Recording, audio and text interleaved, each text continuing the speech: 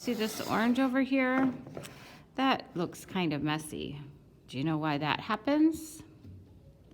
Someone forgot to clean their brush between colors. You want to use this orange, but it's dirty. What you're going to do is the same thing. You're going to swirl it, but instead of using this dirty brown color, I'm going to clean out my brush and swirl it some more until I get all of that dirty brown color out. Another trick you can do is if you take your paper towel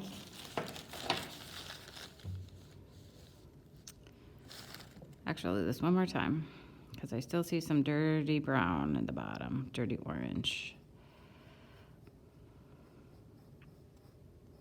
Again, I'm just swirling. The bristles are doing the work. Gentle. Now I'm going to clean up my brush, and to get rid of that orange, I'm going to squeeze my brush out on the paper towel so it's pretty dry, and that is going to suck up all of that paint.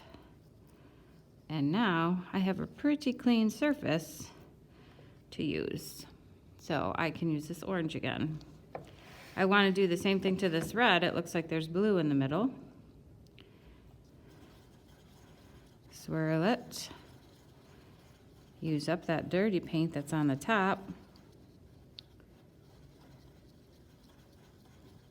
Rinse out the brush. Dry the brush. And then I can soak up that color. Now, if I still see some in there, which I do, I can repeat the process. Watery, swirly.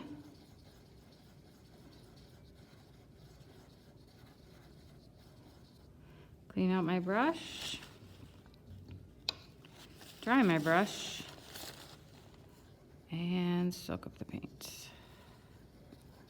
And now the red is ready to go as well.